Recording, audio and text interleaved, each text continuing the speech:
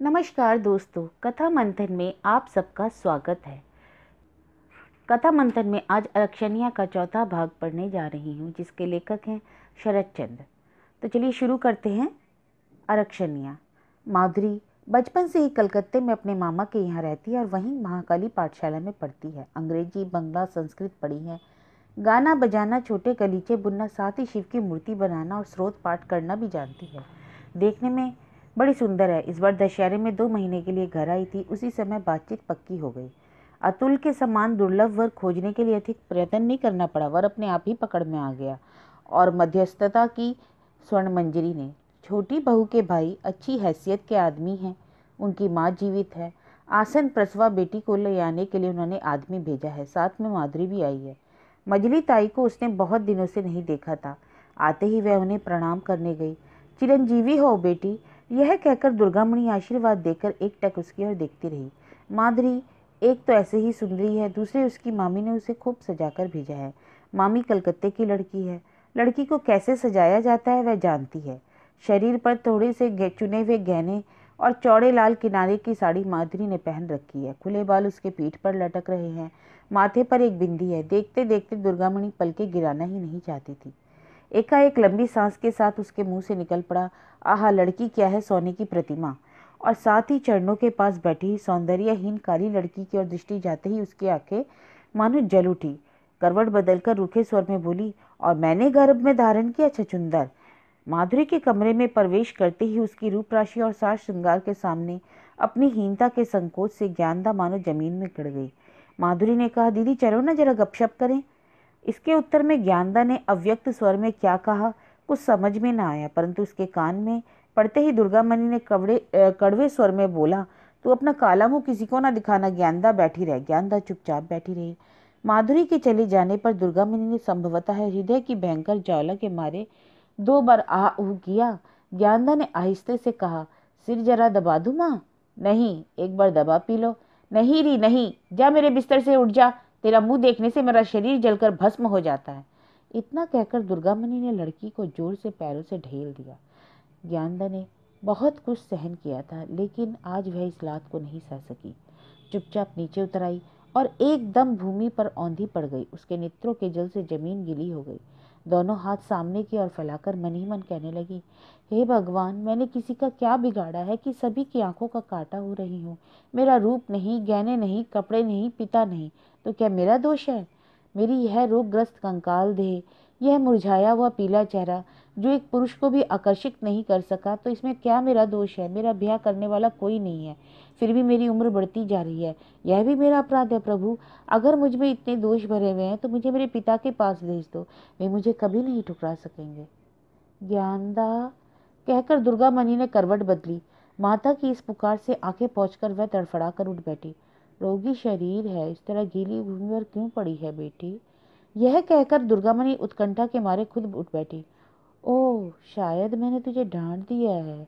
यह कहकर निमेष मात्र से दुर्गामणि ने लड़की को गोद में खींच लिया और रोने लगी। आज संध्या के बाद अनाथनाथ अचानक दुर्गामणि के कमरे में प्रवेश करके खिन्न भाव से बोले, अब तुम्हारी कैसी तबीयत है भाभी? लेटी रहो, लेटी रहो, उठो मत। मैंने सुना कि अब तुम दवा वगैरह नहीं खाना चाहती। भला इस तरह कैसे अच्छी हो सकोगी? बात बिल्कुल सच थी। संदेह नहीं कि उन्हें जो दवा दी जा रही थी उसे देने ना देने की से भी कोई हानि ना थी, लेकिन उन्होंने तो उसे बिल्कुल ही लेना बंद कर दिया था। उनके जीवित रहने की आशा नहीं थी, साथ ही उन्होंने जीवित रहने की इच्छा से भी त्याग कर दिया था। कंठ स्वर उनका उत्तरोत्तर क्षीण होता जा रहा था। बिल्कुल समीप आए बिना आजकल उनकी बात नहीं सुनाई पड़ती थी। देवर की इस आकस्मिक आत्मीयता से दुर्गामणि शंकित हो उठी। अव्यक्त स्वर में उन्होंने जो कुछ उत्तर दिया उसे अनाथनाथ ने गर्दन बढ़ाकर प्रयत्न किया सुनने का और कहा, यह तो सच ही है भाभी। विधवा होकर जीवित रहने में क्या लाभ है? हिंदू संतान होकर कौन इस बात का प्रतिवाद करेगा? फिर भी आत्महत्या न करके किसी प्रकार जीवन के गिने चुने दिन काट देने चाहिए। तुम्हारे स्वास्थ्य की जो हालत है उसे देखते हुए यही उचित जान पड़ता है कि तुमसे वैसी कोई बात न की जाए, किंतु कहे बिना चारा नहीं है, इससे कहना पड़ता है। तुम खुद भी देख रही हो कि मैं चेष्टा करने में कुछ नहीं उठा रख रहा हूँ, लेकिन इस अभागी लड़की की कहीं बात ही नहीं पक्की हो पाती। 6-7 संबंध जोड़े पर सभी टूट गए। लड़की को देखकर किसी ने पसंद नहीं किया। दुर्गामणि कुछ नहीं बोली। क्षण भर रुककर अनाथनाथ ने फिर कहना आरंभ किया, मझले भैया की मृत्यु के बाद तुम मेरे परिवार में आ गई हो। इसी से झमेला उठ खड़ा हुआ। नीलकंठ मुखर्जी को तो पहचानती ही हो, घूम घूम कर तुम्हार बांध रहा है, तुम्हारा बहाना करके मुझे जाति से निकालने की फिराक में है। परंतु दूसरों को कैसे दोष दिया जाए, हम स्वयं तो देख रहे हैं कि लड़की कितनी बड़ी हो गई है। और यह भी कह दूं, शहरों में इतना बेखेड़ा नहीं है, हमारे इन गवई गांव में दुनिया भर की झंझटें हैं। इतना कहकर अनाथनाथ ने एक लंबी सांस ले ली। देवर किस बात के लिए भूमिका बांध रहे हैं, भूमिका की गति किधर है, इसे ना समझ पाकर दुर्गामणि चुपचाप देखती रही। उनके रूखे चेहरे पर एक अनिश्चित आशंका की छाया अवश्य पड़ गई। एक बार खांसकर जरा सा इधर उधर करने के बाद अनाथनाथ ने अब असल बात प्रकट कर दी। उन्होंने कहा, तुम्हारी इस हालत में तो सचमुच तुम्हारा कहीं जाना संभव नहीं है। इसके लिए मैं नहीं कहता, लेकिन जानती हो मछली भाभी, मेरी लड़की भी तो ब्याह योग्य हो गई है। इसलिए कहता हूँ कि मुझे सभी तरफ से बचकर चलना चाहिए। इस हालत में मेरे विचार से ज्ञानदा को कहीं भेजे बगैर काम नहीं चलेगा। इस घर में अब उसे नहीं रखा जा सकता, उसके कारण बड़ा तूफान मच रहा है। दुर्गामणि का कंठस्वर मानो होठों में ही विलीन हो गया। कहाँ जाएगी देवर जी? हरिपाल ही क्यों न चली जाए? कैसे जाए? इसके सिवा वहाँ जाने से होगा क्या देवर जी? अनाथनाथ अब गर्म हो गए। बोले, तुम्हारा यह अन्याय है मजली भाभी। केवल अपनी सुविधा देखने से तो काम नहीं चलता। जिसके परिवार में हो, संकट के समय जिसने तुम्हारा बोझ कंधों पर लिया, उसकी भलाई बुराई भी तो तुम्हें ही देखनी चाहिए। दुर्गामणि से इस बात को उत्तर देते नहीं बना। वह केवल एक लंबी सांस लेकर रह गई। उनकी इस आह का केवल इतना फल हुआ कि अनाथनाथ अब कंठ स्वर में जरा सी कोमलता लाकर बात करने लगे। उन्होंने कहा, इस हालत में तुम्हें जरा कष्ट तो होगा, समझ रहा हूँ, लेकिन चारा ही क्या है। इस विषय में तुम्हारा भी दोष है मजली भाभी। तुम्हारे भैया को चिट्ठी लिखी थी, उन्होंने साफ लिखा था कि वहाँ ब्याह का सारा इंतजाम हो गया था, किंतु तुम एक असंभव आशा में भूली हुई मन मुटाव करके लड़की को लेकर चली आई। ऐसा न करती तो आज बड़े मजे में क्या हो सकता था, इस बात को अनाथनाथ ने स्पष्ट नहीं किया, परंतु दुर्गामणि की समझ में आ गया। आज अचानक ज्ञानदा के हटा देने का प्रस्ताव लेकर ये क्यों उपस्थित हुए? बिना किसी झंझट के, एक पैसे के खर्च के बगैर कन्या के ब्याह से छुटकारा पाने का रास्ता अब अनाथनाथ को मिल गया है, तो इस मौके से फायदा उठाने के लोभ का स्मरण करेगा? ऐसा आदमी तो वह नहीं है। उसके चले जाने के बाद कुछ देर बाद कामकाज से छुट्टी पाकर कमरे में प्रवेश कर माँ की हालत देखकर ज्ञानदा भय से चौंक उठी। उनकी कोटरगत और रक्त शून्य आंखें आज फूलकर लाल हो उठी। कन्या को देखते ही उनके रुदन का वेग एकदम से सहस्त्रमुख हो उठा। इशारे से समीप बुलाकर लड़की की गोद में मुख रखकर माता छोटी बालिका की तरह सिसक सिसक कर रोने लगी। काफ़ी देर के बाद जब रोना बंद हो गया, तब ज्ञानदा ने कहा, मुझे क्या पहचानती नहीं हो माँ कि मुझे कोई तुमसे अलग कर सके? यह तो आज चाचा का मकान नहीं है, मकान तेरे पिता का है। चाचा अगर खाना नहीं देंगे तब तो फिर मेरे लिए लज्जा की कोई बात नहीं। तब जिस तरह से भी हो सकेगा मैं तुम्हें खिलाऊंगी माँ। यह कहकर कन्या आज माँ को इस तरह गोद में लिए बैठ रही मानो वही माँ हो गई हो।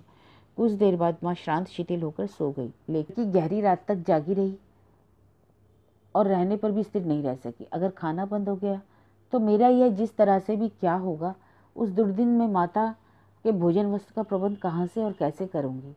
ज्ञानदा को विदा करने का प्रस्ताव छोटी बहू के कानों में गया। पति को एकांत में बुलाकर उन्होंने कहा, अब क्या तुम सठिया गए हो कि बड़ी भौजाई के परामर्श से ऐसे समय में माँ बेटी को दूर हटाने की बात कह रहे हो? पर गले पर छुरी चलाना ही कसाईयों का पेशा होता है, पर उनमें से भी तुम गए बीते हो। उनमें तो थोड़ी दया माया होती है। जो भी हो, यह काम नितांत अब असंभव था, इसलिए अनाथनाथ चुप रह गए। अन्यथा इन मामलों में वे स्त्री के अनुगत है। इसके ऊपर इतना बड़ा दोषारोपण उनसे बड़े शत्रु भी नहीं कर सकते थे।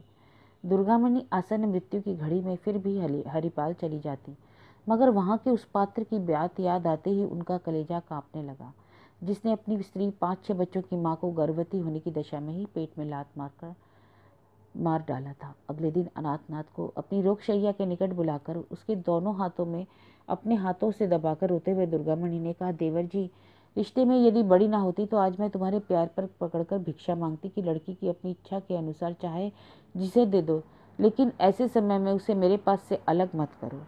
यह कहकर दुर्गामणि ने ज्ञानदा के दोनों हाथ अपने हाथों से लेकर उन्हें उसके चाचा के हाथों पर रख दिया।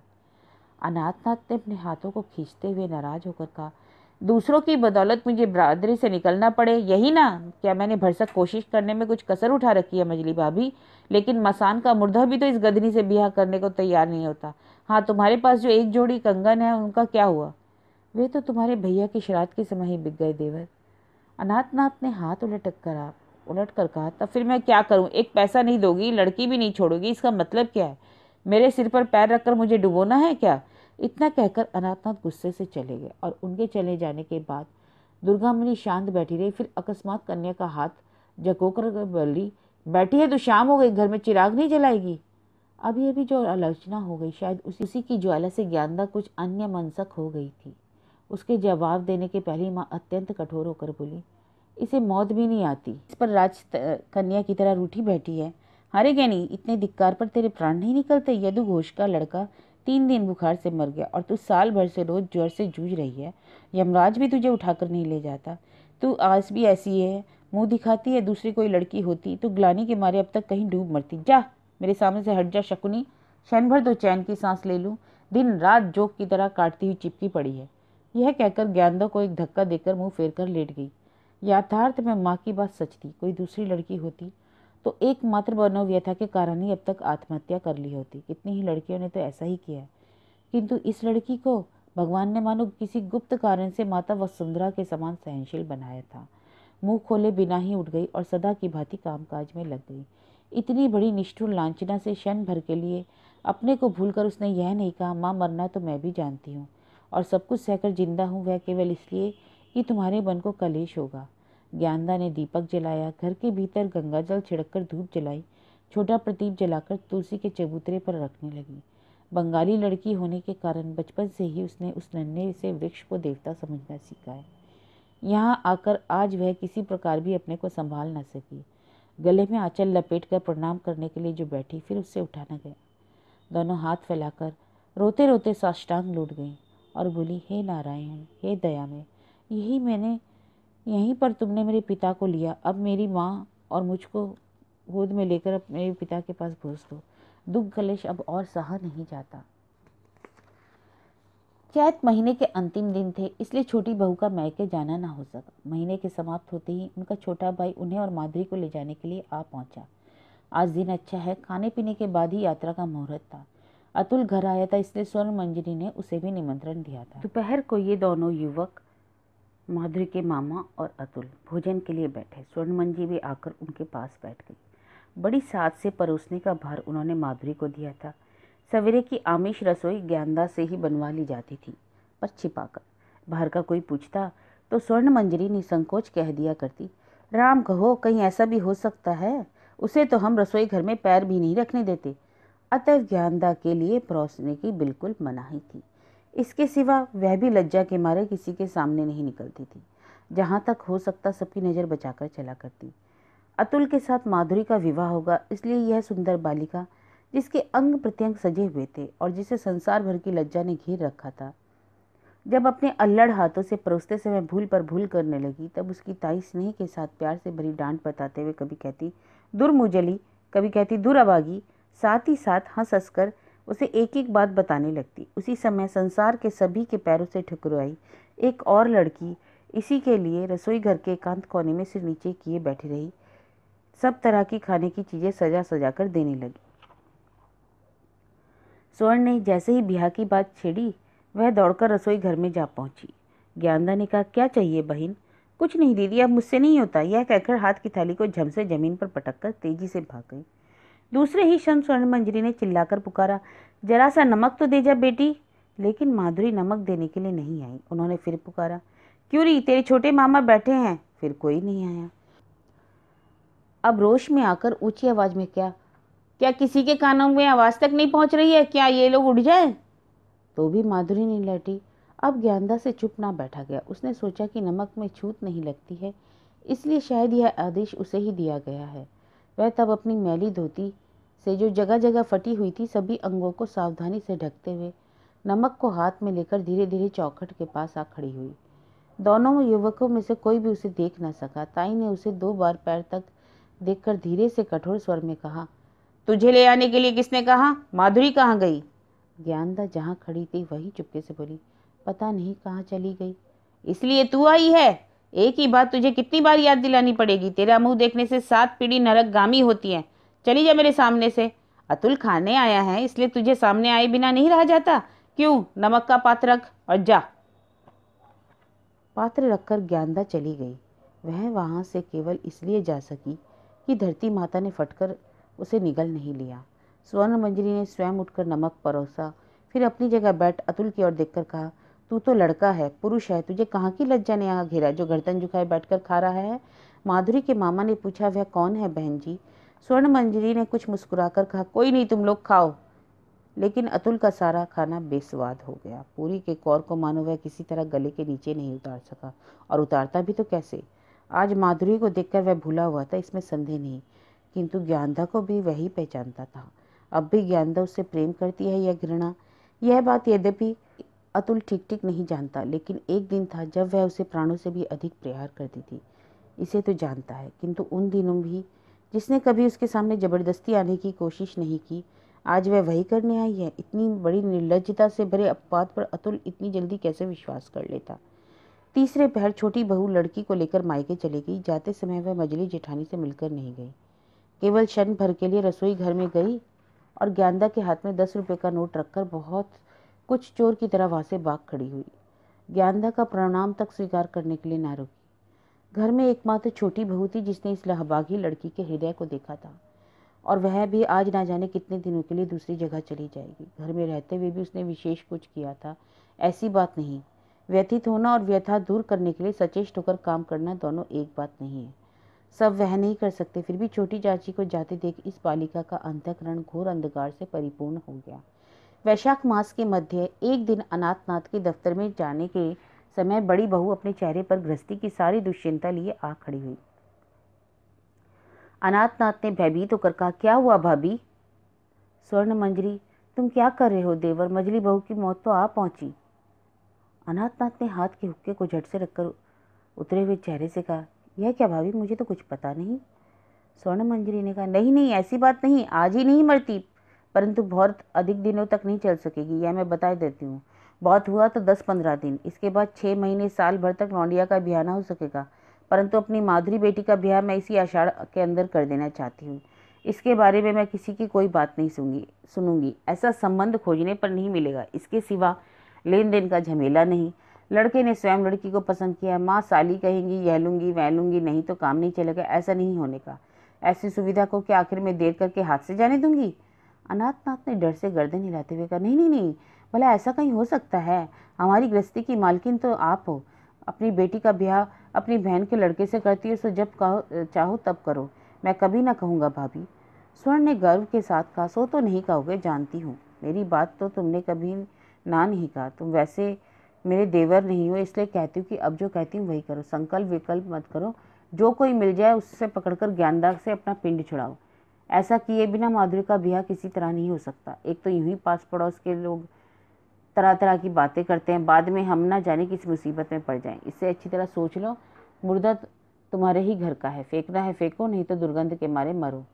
इस बात पर विचार करते करते अनाथनाथ दफ्तर चले गए और घर का मुर्दा फेंकने के लिए दूसरे ही दिन दौड़ धूप करने लगे, और दो चार ऐसे पात्र खोजकर लाने लगे जिनका परिचय स्वयं स्वर्ण मंजरी को भी देने में संकोच होता।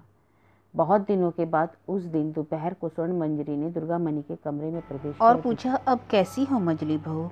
बड़ी कठिनाई से करवट बदलकर दुर्गा मणि ने हाथ को जरा उलटकर कहा, अब कैसी वैसी क्या दीदी, आशीर्वाद दो कि अधिक दिनों तक भुगतना ना पड़े। मंजरी ने सहानुभूति के स्वर में कहा, नहीं नहीं, घबराने की कौन सी बात है, अच्छी क्यों नहीं होगी। दुर्गा मणि चुप रही, प्रतिवाद नहीं किया।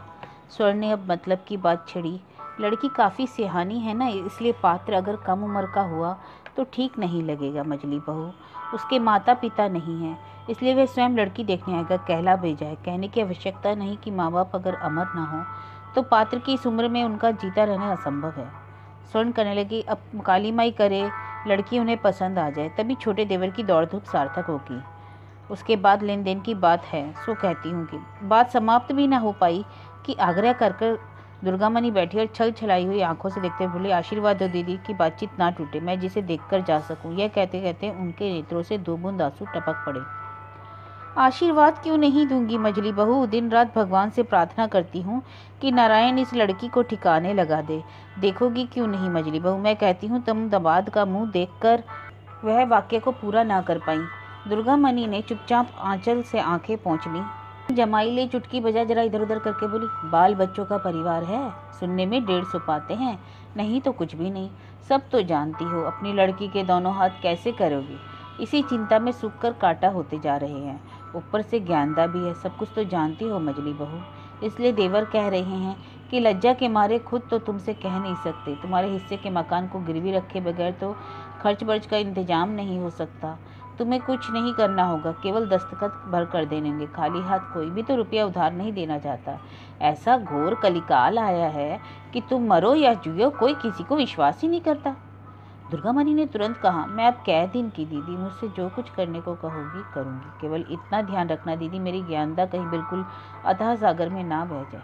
नहीं नहीं, वह कैसे बह जाएगी मजली बहू, बाप चाचा माँ ताई क्या कोई पराये होते हैं? अगर होते तो हम ही लोग क्यों सोच के मारे आहार निद्रा त्याग देते। हमारे लिए ज्ञानदा और माधुरी दो नहीं है।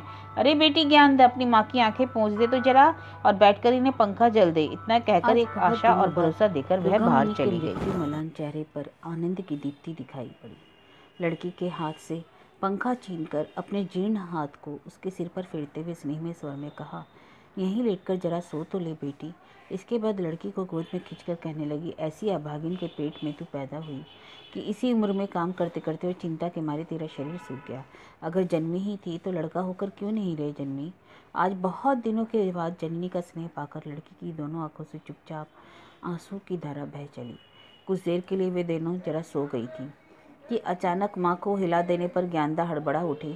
उठ बेटी उठ, जल्दी कर, अब दिन कहाँ है री। मेरी टीन की संदूक में शायद थोड़ा सा साबुन होगा, जा उसे लेकर जल्दी से तालाब में हाथ मुंह धोकर आ जा। तो नहीं बेटी, तुझमें यह बड़ा दोष है कि तू किसी की सुनती ही नहीं। मैं कहती हूँ जल्दी कर। माँ की आज्ञा के अनुसार ज्ञानदा ने टीन का बक्सा खोला। उसमें बहुत दिनों का पड़ा हुआ साबुन का टुकड़ा और अंगोछा निकालकर वह मलान मुख से तालाब पर चली गई। माँ कहती गई, जरा मल मल कर नहाना बेटी, लापरवाही ना करना, जल्दी आना, पता नहीं वे लोग कब आ पहुँचे। तालाब पर से लौटकर ज्ञानदा अवाक हो गई। मरणासन माँ इसी बीच बिस्तर में उठकर ना जाने कैसे ट्रंक के पास पहुँच गई और उसे खोले एक रंगाई हुई साड़ी और ब्लाउज निकालकर बैठी थी। लड़की ने आते ही, भूल हो गई रे, तेरे बाल तो बांधने ही रह गए और तू नहा आई, आज झट से बांध दो। कन्या ने कातर खंड से कहा, नहीं माँ, तुम्हारे पैरों पड़ती है, तुमसे यह ना होगा, तुम लेटो, मैं खुद बांधे लेती हूँ, तुम्हारी दुहाई माँ। लड़की की बात सुनकर माँ ने आज जरा मुस्कुराकर कहा, गर्दन हिलाकर बोली, मुझसे नहीं होगा, जानती है ज्ञानदा, बाल बंधवाने के लिए मजली बहू को टोले भर की लड़कियां घेरे रहा करती थी, मैं बांध नहीं बाल सकूंगी, ले आ, देर मत कर। यह कहकर उन्होंने जबरदस्ती पास बैठकर बड़े यत्न और स्नेह से अपने हाथों से अच्छी तरह ज्ञानदा के बाल बांध दिए। शायद माँ के हाथों का ज्ञानदा का यही अंतिम श्रृंगार था। पैरों में महावर, माथे पर कुमकुम की बिंदी और होठों में रंग तक लगाना ना भूली। फिर उसके मुंह को इधर उधर घुमाकर एक चुंबन अंकित कर दिया और इसके बाद अचानक उनके मन में आया, कौन कहता है मेरी लड़की देखने में सुंदर नहीं है, जरा सांवली अवश्य है, किंतु किसी की लड़की का ऐसा चेहरा है, ऐसी आंखें हैं। दुर्गा मणि का ध्यान इधर नहीं गया कि किसकी लड़की माँ को इस तरह प्यार करती है, किसका हृदय माता में ऐसा बसा हुआ है, किस लड़की के हृदय में माता के प्रति इतनी अपार भक्ति और आंतरिक स्नेह है, जिसकी दीप्ति उसकी समस्त कुरूपता को ढककर इस तरह विकसित होती है। इन सारी बातों का उन्हें पता नहीं चला, किंतु लड़की के बदन पर एक भी गहना नहीं पहना सकी। इसके लिए उन्हें शोभ उत्पन्न हुआ। वह किस प्रकार विलीन हो गया दुर्गा मणि को मालूम न पड़ा। गहनों का अभाव बहुत बड़ा अभाव है, ऐसा उन्हें नहीं लगा। उस समय भी सांझ होने में काफ़ी देर थी, लेकिन दुर्गा मणि को किसी भी तरह लेटने की इच्छा नहीं हुई। सारे दुख को भूलकर लड़की को सामने लिए बैठी रही। ज्ञानदा को देखने के लिए आने वाले हैं, यह सुनकर पड़ोसी नीलकंठ की स्त्री आई, तरंगिनी दीदी आई। यथा समय लड़की के लिए बुलावा आया। स्त्रियां बगल वाले कमरे से झांक झांक कर देखने आईं। आंखों की आड़ में एकमात्र योग्य संतान का ऑपरेशन होने पर जिस तरह माँ समय काटती है, दुर्गा मणि उसी तरह मैले बिस्तर पर अकेली बैठी रही। वर और अगुआ महाराज जलमान से निर्वृत होकर निकले। दुर्गा मणि को इस बात का पता चल गया। उनकी किराए की गाड़ी धड़ धड़ खड़खड़ करती चलती बनी, यह भी उन्होंने समझा। इसके बाद तरंगिनी दीदी कमरे में आकर एक लंबी सांस छोड़ते हुए बोली, नहीं, लड़की उन्हें पसंद नहीं आई। आंखें मूंद कर दुर्गा मणि लेट गई, एक भी स्पर्श नहीं किया। दीदी करुण स्वर में कहने लगी, भला हाड़ हाड़ दिखाई देने वाली लड़की को कोई पसंद करता है दीदी? मझली बहू, ज्ञानदा को 2-3 दिन खिलाओ पिलाओ, बदन में जरा ताकत आ जाए। हम लोगों ने बचपन में देखा था, यह लड़की क्या ऐसी थी, जड़ से बच्ची की हड्डी हड्डी बाहर आ गई। 1 साल सब्र करके इसकी जरा देखभाल करो, देखना फिर लड़की कैसी जाती है, पड़ी ना रहेगी।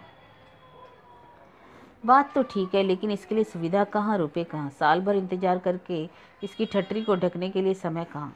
लड़की 15वीं में पड़ी है, पुरखे प्रतिदिन नरक के गहरे से गहरे कुएं में गिरते जा रहे हैं। किसी बड़ी कुलीन की लड़की है नहीं, इसलिए गांव के लोग बिरादरी से निकाल देने की धमकी दे रहे हैं।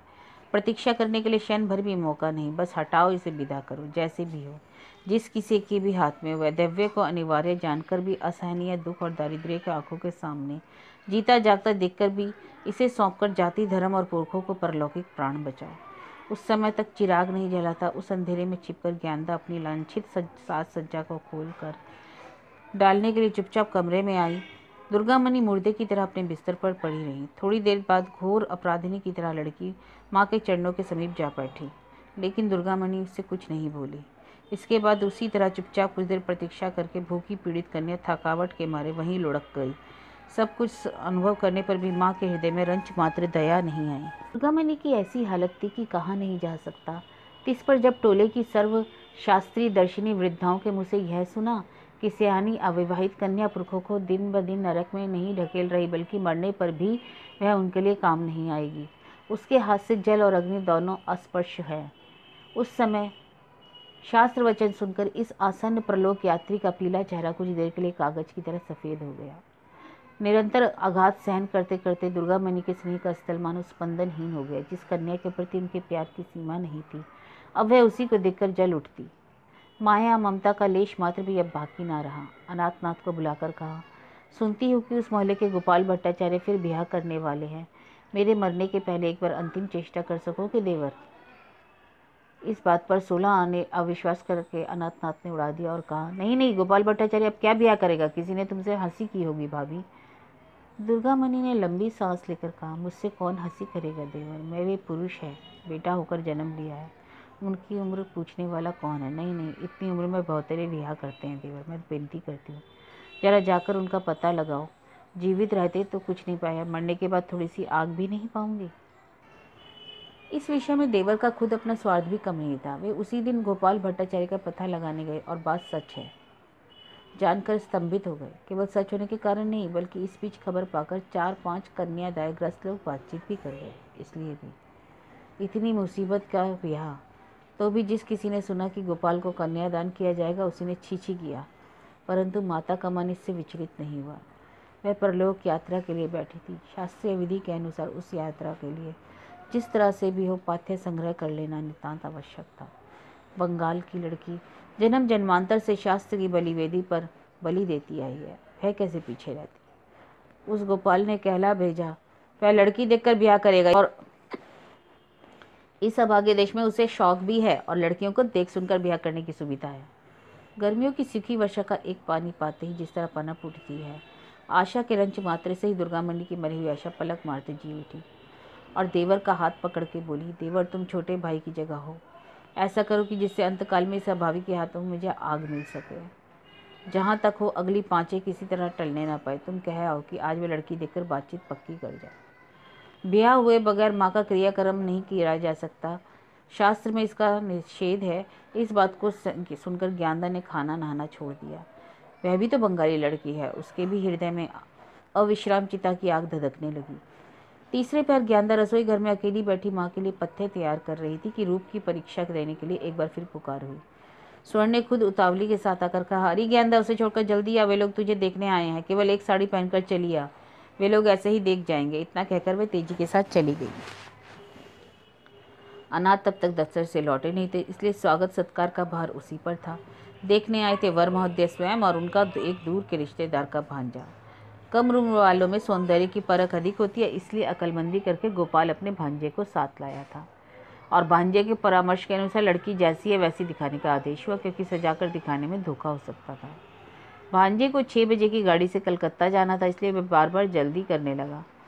स्वर्ण आड़ में खड़ी होकर दबी जबान से बार बार पुकारने लगी, पर ज्ञानदा नहीं आई। केवल एक साड़ी पहनकर आने में कितनी देर लगती है, उससे अधिक विलम्ब होते देखकर नौकरानी गई और ज्ञानदा को खींच लाई। उसकी ओर देखकर ताई क्रोध के मारे आपे से बाहर हो गई और ऊंची आवाज करके बोली, खोल ये सब, किसने तुझे इस तरह सज धज कर आने को कहा, जा तुरंत खोला। जो लोग लड़की देखने आए थे एकाएक इस चीख पुकार सुनकर अचरज में पड़ गए। मामला क्या है, गर्दन बढ़ाकर देखा तो ऐसे ही आइए, अब अधिक देर नहीं कर रही है। समझदार युवक था, समझ गया। नौकरानी ने जब ज्ञानदा को लाकर सामने खड़ा कर दिया तब उसका विचित्र साज श्रृंगार देखकर युवक बड़ी मुश्किल से अपनी हंसी रोककर उठ खड़ा हुआ और कल खबर दूंगा यह कहकर मामा को लेकर चला गया। जलपान का आयोजन था पर गाड़ी छूट जाने के डर से उन्हें छूने की फुर्सत नहीं मिली। कल खबर देने का अर्थ था क्या है, यह बात सबकी समझ में आएगी। ताई ने चिल्ला चिल्ला कर गालियाँ बकते बकते क्षण भर में पूरे मोहल्ले को सर पर उठा लिया। मजली बहू की हालत अच्छी नहीं है, इस आशंका से मोहल्ले से 4-5 आदमी और आ पहुंचे। उसी समय ना जाने कहां से अकस्मात अतुल भी आकर हाजिर हो गया। वह भी 6 बजे की गाड़ी से कलकत्ता जा रहा था। रास्ते में चिल्लाहट सुनकर ठीक इसी आशंका से आ पहुंचा। अतुल को देखकर स्वर्ण का क्रोध और 100 गुना बढ़ गया। दुबली पतली संकुचित भय से मृतकल्प अभागी लड़की को जोर से गर्दन पकड़ उन्होंने अतुल के मुख के पास ला दिया और गरज कर कहा, देख अतुल, जरा एक बार देख अभागी को, 100 को खा बैठने वाली बंदरिया कैसे के चेहरे को एक बार देख। सचमुच इसके चेहरे को देखकर हंसी रोकना कठिन था। उसने होठों में लगाने का रंग गालों पर और गालों का ठुड्डी में लगा लिया था। ललाट में जो बिंदी लगानी चाहिए थी उसे बीच माथे पे लगा लिया। सूखे बालों को उतावली में प्याली भर तेल उड़ेल कर बांधना चाहा था। उसकी दोनों कनपटियों से उस समय तेल चू रहा था। 2-1 लड़कियां बगल में खिलखिलाकर हंस पड़ी। एक लड़की की गोद में एक बच्चा था। तोतली में बोली, गिनी बुआ का थांगलत बनी है। सुनकर सभी उपस्थित लोग एक बार खिलखिलाकर हंस पड़े। अतुल को ऐसा लगा मानो किसी ने लाल सलाखों से उसके कलेजों को छेद दिया। बहुत दिनों से इस तरह के प्रकाश में ज्ञानदा के चेहरे को इतना स्पष्ट उसने नहीं देखा था। केवल दूसरों के मुंह से सुना था कि ज्ञानदा का चेहरा रोग से बदसूरत हो गया है, लेकिन वह इतना बदसूरत हो गया है, इसकी कल्पना उसने स्वप्न में भी ना की थी। एक दिन स्वयं अतुल भीषण बीमारी से मरणासन हो गया था, तब इस मुख को उसने प्यार किया था। कोई बात निकालने ही जा रहा था, लेकिन स्वर के पंचम स्वर में उसकी आवाज़ दब गई। ए बाबा, तूने तो सबको मात दे दिया। घाट का एक मुर्दा से मोहने के लिए तो इस तरह का स्वांग बनाकर आई है। मोह पाई क्या? तेरे मुंह पर लात मारकर चला गया ना। किसी ने पूछा, किसने इस तरह का भूत का सा चेहरा बना दिया? बड़ी बहू शायद बूढ़े को पसंद नहीं आई। उसकी ओर देखकर गरजती हुई स्वर्ण बोली, अपने आप सजावट की है, दूसरा कौन सजा देगा? माँ तो अचेत पड़ी है, कह दिया कि एक साड़ी पहनकर आ, चलिया सो पसंद नहीं आया, सोचा बन ठन कर आए बगैर बूढ़े का मन ना भरेगा। तन पर पहनने के लिए यही छपाई हुई साड़ी और अतुल की दी हुई 2 चूड़ियाँ, इन्हीं को दिन भर 10 बार उतारती है और पहनती है। इन चूड़ियों को पहनकर निकलने में मुँह जली को शर्म भी नहीं आती। हट जा सामने से दूर। बेहद लड़की के इस निर्लज्जपूर्ण चरित्र की आलोचना करके छीछी करते हुए सभी लोग चले गए। केवल उन अंतर्यामी के ही नेत्रों से संभवतः एक बूंद चू पड़ी, जिनसे कोई बात कभी छिपी नहीं रहती। केवल वे ही इस बात को जान पाए जो लड़की जन्म से लेकर आज तक लज्जा के मारे सिर उठाकर बोल तक नहीं सकती, वही आज किस तरह सारी लाज को लात मारकर अपने इस स्वास्थ्य और सौंदर्यहीन शरीर को सजाकर ले आई थी उस अत्यंत वृद्ध के चरणों पर डालकर बेचने के लिए, लेकिन बिक नहीं सकी। चालाकी पकड़ में आ गई। सभी छीछी करके धिक्कार करके चले गए।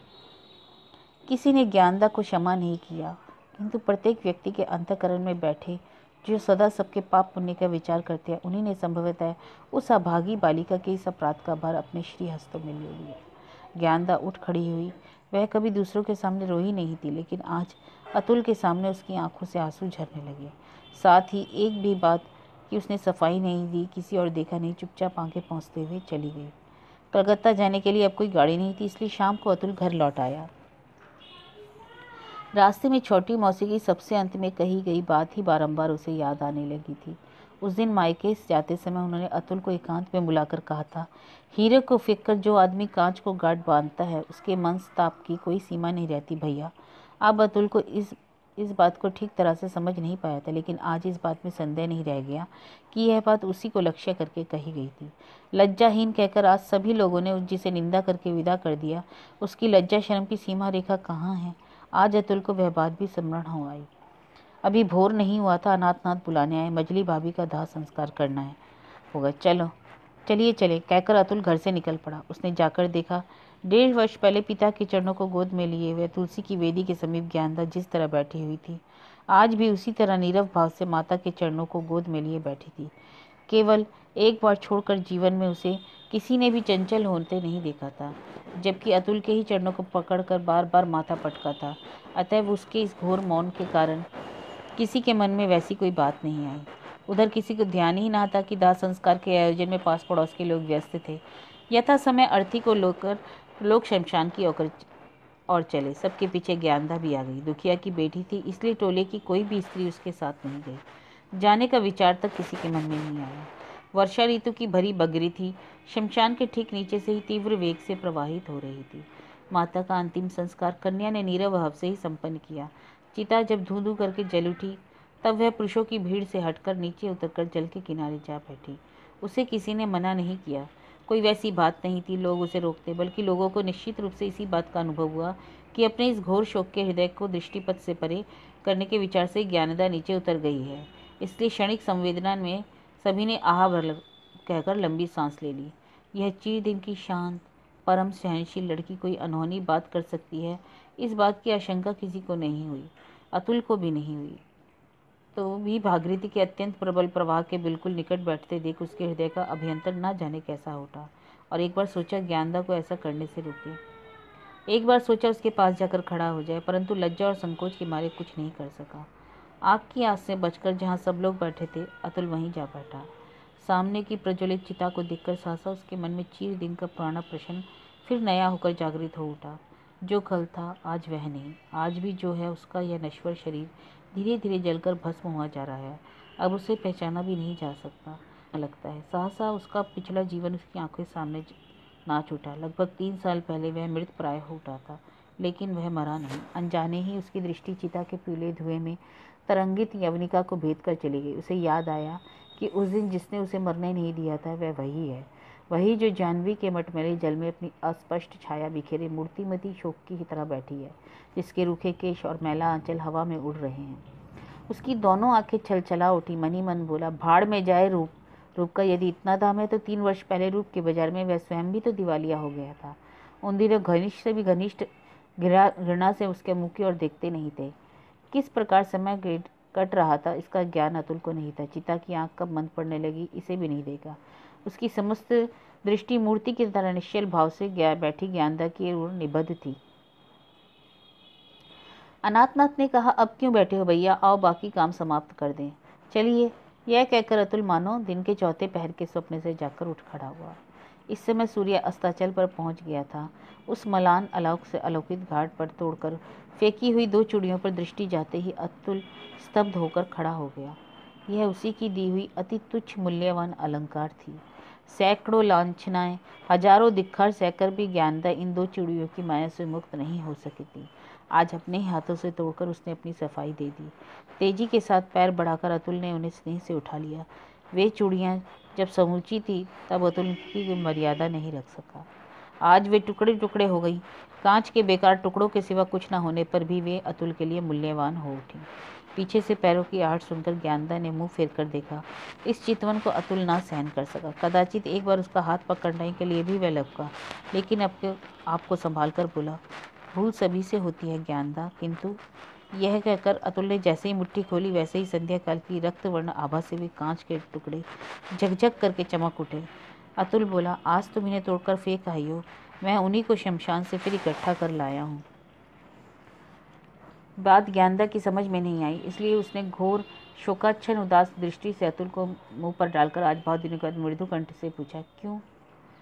उत्तर देते समय अतुल की आंखें आंसुओं से परिपूर्ण हो उठी और संभल कर बोला, जानती हो, आज मछली मौसी की चिताग्नि में एक वस्तु मैंने स्पष्ट देखी, जो टूटने की नहीं, जो किसी तरह जबरदस्ती तोड़ा नहीं जा सकता।